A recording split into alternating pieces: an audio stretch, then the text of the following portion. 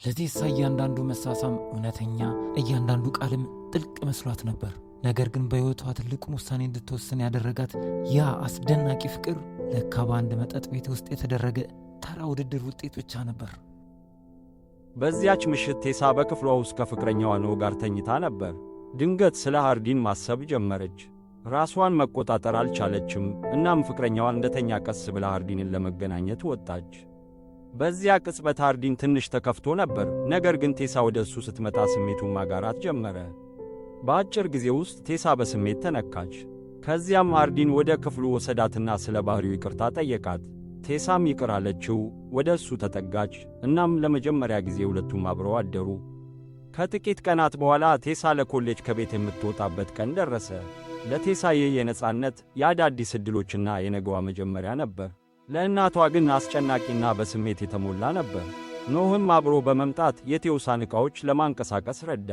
መኝታ ክፍል ሲደርሱ ቴሳ አዲሷን የክፍል ጓደኛዋን ስቴፍ ጆንስን አገኘች። ስቴፍ ደፋር፣ የማይፈራና ጉልበት ያለው ልጅ ነበር። ባለቀለም ፀጉርና ለየት ያለ ስታይል ነበራት። የቴሳ እናት ሁኔታው ስላልተመቻት ከክፍሉ ወጥታ ሄደች። ቴሳም ተከተለቻት። ኖህ ግን በሁለቱ ልጃገረዶች ላይ አፍጥጦ ቀረ። የቴሳ የክፍል ጓደኛ ታናግረኛለች ብሎ አስቦ ነበር። እነሱ ግን ይልቁንስ አፌዙበት። በዚህ መሃል የቴሳ እናት ክፍሏ እንዲቀየር ሐሳብ አቀረበች። ነገር ግን ቴሳ ሁሉንም ነገር ደህና እንደሆነ አጥብቃ ተናገረች። በዚያም ጥሩ ስም እንደምትገነባ ለእናቷ ቃል ገባችላት። በመጨረሻም እናቷና ኖህ ለመሄድ ተዘጋጁ። ቴሳም እስከ መውጫው ሸኘቻቸው። እናቷ ያለ ቴሳ ቤት ውስጥ ብቻዋን እንደምትቀር በማወቋ ስሜታዊ ሆነች። ብዙም ሳይቆይ ቴሳ ፍቅረኛዋን ተሰናበተችው። እሱም ሳማትና ሄዱ። ቴሳም ሙሉ በሙሉ አዲስ በሆነ ዓለም ውስጥ ብቻዋን ቀረች። ቴሳ ወደ ክፍሏ ስትመለስ ስቴፍ እናቷ እንዳልወደደቻት፣ ነገር ግን የቴዎሳን ወንድም እንደወደደችው ነገረቻት። ቴሳ እሱ ወንድሟ ሳይሆን ፍቅረኛዋ መሆኑን ግልጽ አደረገችላት። ይህም ስቴፍን አስገረማት። ስቴፍ ወዲያውኑ ወደ ግብዣዎችና ማኅበራዊ ዝግጅቶች ጋበዘቻት። ነገር ግን ቴሳ ፈቃደኛ ሳትሆን ዕቃዎቿን ማስተካከል ጀመረች። ስቴፍ በሁኔታው ብትስቅም ለቴሳ ግን መጻሕፍት መጽናኛዋ፣ ደጋፊዋና ልማዷ ነበሩ። ቀስ በቀስ ቀናት አለፉና ቴሳ ከለመደችው የዕለት ተዕለት እንቅስቃሴዋ ጋር ተላመደች። ወደ ክፍል እየሄደች ሳለ ደግና ቅን ሰው የሆነውን ላንደን ጊብሰንን አገኘችው። ብዙም ሳይቆይ ቴሳ ምቾት ከሚሰማቸው ጥቂት ሰዎች አንዱ ሆነ። ከዚያም ቴሳ ወደ ክፍል በመግባት የመጀመሪያ ትምህርቷን ተከታተለች። ትምህርቷን በከፍተኛ ትኩረት ትከታተላለች። ከክፍል በኋላ ምሽት ላይ ትመለሳለች። ገላዋን ታጥባ ወደ ክፍሏ ስትገባ ግን በድንገት ደንግጣ ቆመች። አንድ የማታውቀው ሰው በክፍሉ ውስጥ በምቾት ተቀምጧል። ቴሳ ደንግጣ እንዴት ሊገባ እንደቻለ ጠየቀችው። ወጣቱ ቁልፍ አሳያት። ቴሳም የስቴፍ ሥራ መሆን እንዳለበት ተረዳች። ከጥቂት ቆይታ በኋላ ስቴፍም መጣች። ቴሳ ልብሷን መቀየር እንድትችል ፍቅረኛዋ እንዲወጣላት ጠየቀቻት። በዚህ ጊዜ ስቴፍ ከሃርዲን ጋር አስተዋወቀቻት። ሃርዲን ከቴሳ ሙሉ በሙሉ የተለየ ነው። እሷን ሲመለከታት ፈገግታውን መደበቅ አልቻለም። ስቴፍና ሃርዲን በዚያ ምሽት ወደ ፓርቲ እንድትሄድ ጋበዟት። ነገር ግን ቴሳ ፈቃደኛ አልሆነችም። ሃርዲንም በስላቅ ፈገግታ ለማንኛውም አንቺ ወደ ፓርቲ የምትሄጂ አይነት ሰው አትመሴም አላት። አስተያየቱ አበሳጫት። ሆኖም ግን የሚገርመው ስለ እሱ ማሰብ ማቆም አልቻለችም። ለተወሰነ ጊዜ ቴሳ በዙሪያው ያለውን ትኩረት የሚከፋፍል ሁኔታ ችላ በማለት በትምህርቷ ላይ አተኮረች። ነገር ግን ቀስ በቀስ ስለ ሃርዲን ያላት የማወቅ ጉጉት እያደገ መጣ። በተመሳሳይ ጊዜ ሃርዲንም እሷን ወደ እሱ ለመሳብ የሚሞክር ይመስላል። በመጨረሻም በአንድ ምሽት ቴሳ እያጠናች ሳለ ስቴፍ መጥታ ወደ ግብዣ እንድትሄድ ጠየቀቻት። ቴሳ መሄድ አልፈለገችም ነበር። ነገር ግን ስቴፍ ደጋግማ ስለወተወተቻት አብራት ለመሄድ ተስማማች። ሁለቱም ልብሳቸውን ይለብሳሉ። ቴሳም ወደ ግብዣው ከመሄዷ በፊት የምትወደውን ልብስ ትመርጣለች። ግብዣው በጩኸት የተሞላ ምስቅልቅል ያለና ግራ የሚያጋባ ነበር። የሙዚቃው ድምፅ ግድግዳዎቹን እስከሚያናውጥ ድረስ ይጮኻል። ሰዎች ይጠጣሉ፣ ይጨፍራሉ፣ ይጮኻሉ፣ በደስታም ይፈነጫሉ። ቴሳ እዚያ ቦታ ላይ ጨርሶ አልተመቻትም። ከቦታው ጋር ያልተገናኘች ሆኖ ተሰማት። ከዚያም አንዱ እውነት ወይስ ድፍረት ትሩት ኦር ዴር እንጫወት የሚል ሐሳብ አቀረበ። የቴሳ ተራ ሲደርስ እውነት የሚለውን መረጠች። ሆኖም ግን አንዱ በድፍረት ሃርዲንን እንድትስመው አዘዛት። ክፍሉ ውስጥ ጸጥታ ሰፈነ። ቴሳ ቀስ ብላ ወደ እሱ ተጠጋች። ለጥቂት ሰከንዶች ቆመችና ከዚያ ግን ፈቃደኛ አልሆነችም። የማታውቀውን ሰው እንደማትስም ተናገረች። በሁኔታው አፍራና ተበሳጭታ ግብዣውን ትታ ወጣች። ራሷን ለማረጋጋት ወደ ኖህ ደወለች። የለመደችውን ድምፁን መስማቷን ማጽናናት። ቆየት ብላ ግብዣ ላይ መሆኗን ስትነግረው ግን እሱ ተበሳጨ። ሁኔታውም ጨርሶ አልተመቸውም። ቴሳ ከግብዣው ወጥታ በቤቱ ውስጥ እየተዘዋወረች ሳለ በአጋጣሚ ግድግዳዎቹ በመጽሐፍት የተሞሉ ወደሆነ አንድ ጸጥ ያለ ክፍል ገባች። ድንገት በሩ ተከፈተ። የሃርዲን ክፍል ነበር። ቴሳ እሱ ባለመቆጣቱ ተገረመች። ይልቁንም ስለ መጽሐፍት፣ ስለ ደራሲያንና ስለ ልዩ ልዩ ሐሳቦች ማውራት ጀመሩ። ለመጀመሪያ ጊዜ ቴሳ እሱን በሌላ እይታ አየችው። በመካከላቸው ያለው መሳሳብም እያደገ መጣ። ሊሳሳሙ የደረሱበት ቅጽበት ነበር። ነገር ግን ቴሳ ራሷን ገታ አድርጋ ወጣች። ምን ማድረግ እንዳለባት ግራ ገብቷት በሁኔታው ትንሽ ተረብሻ ነበር። ቴሳ ፍቅረኛዋን እየከዳችው እንደሆነ በማሰብ የጥፋተኝነት ስሜት መሰማት ጀመረ። ወደ ክፍሏ ተመልሳ ለመተኛት ብትሞክርም እንቅልፍ አልመጣላት አለ። በቀጣዩ ቀን ቴሳ ወደ ክፍል ሄዳ ከላንደን ጊብሰን አጠገብ ተቀመጠች። ትምህርቱ ከጀመረ ከጥቂት ቆይታ በኋላ ፕሮፌሰሩ ስለ ፍቅር ጥያቄ አቀረቡ። ተራው ለሃርዲን ሲደርስ ፍቅር የምናብ ቅዠት መሆኑን በግልጽ ተናገረ። ቴሳ ግን በሐሳቡ ፈጽሞ አልተስማማችም። ፍቅር እውነተኛ፣ ኃያልና የሰዎችን ሕይወት ሊቀይር የሚችል መሆኑን ተከራከረች። ክርክራቸው እየጠነከረ ሲሄድ በዙሪያቸው ያሉ ተማሪዎች ሁሉ በመካከላቸው ያለውን ልዩ መሳሳብ ማስተዋል ጀመሩ። ከክፍል በኋላ ሃርዲን ወደ ቴሳ ቀርቦ ውይይቱን ለመቀጠል ቢሞክርም ቴሳ ግን ይህን ሁሉ የሚያደርገው እሷን ለማስደመም ብቻ እንደሆነ አሰበች። እሱ ከሄደ በኋላ ላንደን መጥቶ አብሮ ቡና እንዲጡ ጋበዛት። ቴሳ ሃርዲን በጣም ትዕቢተኛ እንደሆነ ነገረችው። በዚህ መሃል ላንደን አንድ አስገራሚ ነገር ገለጸላት። የሃርዲን አባት ከላንደን እናት ጋር የፍቅር ግንኙነት አላቸው። ግንኙነታቸው ወደፊት ከቀጠለ ሃርዲንና ላንደን የእንጀራ ወንድማማቾች ሊሆኑ ይችላሉ። ይህ ማለት የቴሳና የሃርዲን ሕይወት ባልታሰበ መንገድ እየተሳሰረ ነው ማለት ነው። በዚያው ምሽት ቴሳ ከስቴፍ ጋር ነበረች። ስቴፍ ንቅሳት ስትነቀስ ቴሳ በትኩረት ትመለከት ነበር። ስቴፍ ቴሳን ብትነቀስ እንደሚያምርባት ነገረቻት። ቴሳ ግን እናቷ ይህን ፈጽሞ እንደማትወደው መለሰችላት። ከዚያ በኋላ ጸጥታ ሰፈነ። በዚያች ምሽት ቴሳ ተኝታ ሳለ ድንገት ስትነቃ ሃርዲንን ከስቴፍ ጋር በክፍሉ ውስጥ አየችው። ሆኖም ምንም ሳትናገር ዝም ብላ አደረች። በማግስቱ ጠዋት በኮሌጁ ካፌቴሪያ ቴሳ ሃርዲንን ዳግመኛ አገኘችው። እሱም ይቅርታ ጠየቃትና እንደ ጓደኛ አዲስ ጅምር እንዲኖራቸው ጠየቃት። ቴሳ ዝምታን ቢመርጥም ሃርዲን ከከተማ ውጭ ወደሚገኘው ወደሚወደው ጸጥ ያለ ቦታ አብራው እንድትሄድ ጋበዛት። መጀመሪያ ላይ እምቢ ብትልም የማወቅ ጉጉቷ አሸንፏት አብራው ለመሄድ ተስማማች። ብዙም ሳይቆይ ቴሳና ሃርዲን በመኪና ውስጥ ሆነው በስርቆት እርስ በርስ እየተያዩ ጉዟቸውን ቀጠሉ። ከጥቂት ቆይታ በኋላ በአንድ ደን መሃል ደረሱ። ሃርዲን ትንሽ በእግራቸው እንዲጓዙ ከጠየቃት በኋላ በዛፎች ተከቦ ወደ ተሸጋ ሐይቅ ወሰዳት። ሃርዲን ምንም ሳያመነታ ወደ ውሃው ውስጥ ዘሎ ገባና እንድትከተለው ጠራት። ቴሳ ትንሽ ቢጨንቃትም የእሱን ሸሚዝ ለብሳ ወደ ውሃው ዘለለች። ለሰዓታት ያህል አብረው ዋኙ፣ ተጨዋወቱ። እናም ከዚህ ቀደም አስበውት በማያውቁት መንገድ የልባቸውን ተለዋወጡ። ከሁሉ ነገር ርቃ ቴሳ የነጻነት ስሜት ተሰማት። በመጨረሻም ያለምንም ዕቅድ የመጀመሪያ ስማቸውን ተለዋወጡ።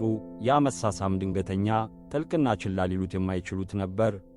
ከጥቂት ቆይታ በኋላ ከውሃው ወጡ። ቴሳ ልብሷን መቀየር ስለምትፈልግ ሃርዲን ፊቱን አዞረላት። ነገር ግን በዚያ ቅጽበት የቴሳ ስሜት ተለወጠና ወደ እሱ ተጠጋች። በዚያው ምሽት ቴሳ ከሃርዲን ጋር ተጨማሪ ጊዜ አሳለፈች።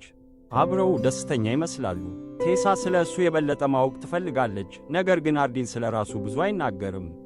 ድንገት የሃርዲን ጓደኞች መጡ። እሱም ለቴሳ በኋላ እንደሚያገኛት ነገራት። በሁኔታው የተጎዳቸውና ግራ የተጋባችው ቴሳ ትታው ሄደች። ከጥቂት ቆይታ በኋላ ኖ ሊያገኛት መጣ። ቴሳ እውነቱን ነግራው መለያየት እንደምትፈልግ ለሃርዲን ስትነግረው ሃርዲን ወዲያውኑ ወደ ኋላ ፈገፈገ። እሱ በግንኙነት እንደማያምን ነገራት። ቴሳ ልቧ ተሰበረ። ሃርዲን አክሎም ከሴቶች ጋር የፍቅር ቀጠሮ ፈጽሞ እንደማያደርግ ነገራት። ስሜቷ ተረበሸና ወደ ክፍሏ ተመለሰች። በዚያች ምሽት ቴሳ ስለ ሃርዲን ሕልም አየች። በሕልሟ እሱ መልስ እንዲሰጠው ያስጨንቃት ነበር። ድንገት ስትባንን ነቃች። በማግስቱ ቴሳ ከክፍል ወጥታ ስትሄድ ፍቅረኛዋ ኖ በድንገት ሰርፕራይዝ ሊያደርጋት መጥቶ አየችው። እሱም ሊያዝናናት ይዟት ወጣ። በዚያ ምሽት ኖ እና ቴሳ ብዙ የኮሌጅ ተማሪዎች ወደ ተሰበሰቡበት ሌላ ቦታ ሄዱ። በእሳት ዙሪያ በሚደረግ ጨዋታ ላይ አንድ የሰከረ ተማሪ ቴውሳን ያስቸግራት ጀመር። ሃርዲን ወዲያውኑ ጣልቃ በመግባት ሰውየውን በቦክስ መታው። ምንም ሳያመነታ ቴውሳን ጠበቃትና ከዚያም አካባቢውን ጥሎ ሄደ። ወደ ክፍሏ እንደተመለሰች ቴሳ ምንም እንኳ ፍቅረኛዋ ከጎኗ ቢሆንም ስለ ሃርዲን መጨነቅ ጀመረች። ቆየት ብሎ እኩለ ሌሊት አካባቢ ነው እንቅልፍ ሲወስደው ቴሳ ሃርዲንን ለማየት ቀስ ብላ ከክፍሉ ወጣች። በዚያው ምሽት ሃርዲንን ብቻውን ስክሮ አገኘችው። ለመጀመሪያ ጊዜ ሃርዲን ስሜቱን መቆጣጠር አቅቶት ስለተሰበረው የልጅነት ጊዜው፣ ስለፈረሰው ቤተሰቡና ስሜታዊ ቅርበት ስለሌለው አባቱ በግልጽ ነገራት። በእሱ ተሞክሮ ፍቅር ክደትንና ሕመምን ብቻ እንደሚያመጣ፣ ስለዚህም ላለመጎዳት ሰዎችን ከራሱ እንደሚያርቅ አስረዳት። ነገር ግን ቴውሳን ካገኘ በኋላ በውስጡ የሆነ ነገር እንደተለወጠ ገለጸላት። በዚያች ምሽት ለስሜታቸው እጅ ሰጡ። ሃርዲን ወደ ክፍሉ ወሰዳትና ስለ ባህሪው ይቅርታ ጠየቃት። ቴሳ ይቅር አለችው። ወደ እሱ ተጠጋች። እናም ለመጀመሪያ ጊዜ ሙሉውን ሌሊት አብረው አደሩ። በማግስቱ ጠዋት ቴሳ በድንጋጤ ነቅታ ወደ ክፍሏ ፈጥና ተመለሰች። እዚያም ኖህ መጣና የሆነውን ነገር ወዲያውኑ ተረዳ። ትናንት ሌሊት የት እንደነበረች ጠየቃት። መልእክት ልኮላት እንዳልመለሰችለትም ነገራት። ቴሳ ከጓደኛዋ ጋር እንደነበረች ብትዋሽም ኖህ ግን እውነቱን ማወቅ ችሏል። ብዙም ባይናገርም ፊቱ ላይ የሚታየው ሕመም ሁሉንም ነገር ይገልጽ ነበር። ኖህ በዝምታ ልቡ ተሰብሮ የሚለው ነገር ስለሌለው ሊሄድ ተነሳ። ቴሳ ላታቆመው ብትሞክርም እሱ ግን ጥሏት ሄደ። እውነት ለሚወዳት ሰው ጉዳት እንዳደረሰች እያወቀች ሲሄድ ትመለከተው ነበር። ምንም እንኳ የጥፋተኝነት ስሜት ቢሰማትም ልቧ ግን ሃርዲንን መረጠ። ለተወሰነ ጊዜ ሁሉም ነገር ፍጹም መስሎ ታየ። አብረው ይስቃሉ፣ እያንዳንዱን ቅጽበት ጎን ለጎን ያሳልፋሉ። እንዲያውም አዲስ ሕይወት የጀመሩበት ሰላማዊ ቤት ውስጥ አብሮ መኖር ጀመሩ። ቴሳ ምናልባትም ሌላ ሰው አይቶት የማያውቀውን የሃርዲንን ለስላሳ ጎን አየች። ቀስ በቀስ ሃርዲን ከዚህ ቀደም አድርጎት በማያውቀው መንገድ ማመን፣ መንከባከብና መውደድ ጀመረ። በሕይወቱ ለመጀመሪያ ጊዜ በእውነት ደስተኛ ይመስል ነበር። ነገር ግን ያ ደስታ ብዙም አልቆየም። በኮሌጅ ቆይታቸው ወቅት በተደጋጋሚ ይገናኙ ነበር። አንድ ቀን በኮሌጁ ቤተ መጻሕፍት ውስጥ እያሉ ቤተ መጻሕፍቱ ሊዘጋ መሆኑ ተበሰረ። ሃርዲን ወደ ታችኛው ክፍል ወሰዳትና በእቅፉ ውስጥ አድርጎ ግጥም ያነብላት ጀመር። ከጥቂት ቆይታ በኋላ ቤተ መጻሕፍቱ ውስጥ የሰው እንቅስቃሴ የተሰማና ሃርዲን ዝም አለ። አንድ ሰው እየቀረባቸው መሆኑን ሲረዱ ሁለቱም በፍጥነት ሮጡ። በሌላ ቀን ሃርዲን የሆነ ነገር እየጻፈ ነበር። ቴሳ ምን እየጻፈ እንደሆነ ጠየቀችውና ደብተሩን ለመቀማት ስትሞክር ወደ እሱ ይበልጥ ተጠጋች። የፍቅር ቅጽበት ማሳለፍ ሲጀምሩ ግን ድንገት የቴሳ እናት መጣች። ልጇን በዚያ ሁኔታ በማየቷ ደነገጠችና በጥያቄ ታጣድፋት ጀመር። ቴሳ ለማስረዳት ትሞክራለች፣ ነገር ግን እናቷ በጣም ተቆጣች። ቴሳ እናቷን ወደ ውጭ ይዛው ወጣች። እዚያም እናቷ ከሃርዲን ጋር ወዲያውኑ እንድትለያይ ነገረቻት። ቴሳ ግን ፈቃደኛ አልሆነችም። እናቷም ተበሳጭታ ግንኙነታቸውን እንደምታቋርጥ ተናግራ ጥላት ሄደች። ቴሳ በሁኔታው ታውካና ግራ ተጋብታ ምን ማድረግ እንዳለባት ጨነቃት። ምክር ለማግኘት ወደ አንደኛው የክፍል ጓደኛዋ ሄደች። እሱም ነገሮች በጊዜ ሂደት እንደሚስተካከሉ አረጋግጦላት ራሷን እንድትንከባከብ ነገራት። በማግስቱ ቴሳ ሃርዲንን ዳግመኛ አገኘችው። እሱም ወደ አንድ ቤት ይዟት ሄደ። የትኛው ቤት እንደሆነ ስትጠይቀው የአባቱ ጓደኛ ቤት እንደሆነ ነገራት። እዚህ ቦታ ላይ ሃርዲን እናቷ የገንዘብ ድጋፍ ስለማታደርግላት ከ1 ዓመት በላይ ከቴሳ ጋር በዚህ ቤት ውስጥ መኖር እንደሚፈልግ ነገራት። በመካከላቸው ያለው ቅርበት እየጨመረ መጣ። የቴሳም ሕይወት ቀስ በቀስ ደስተኛ እየሆነ መጣ።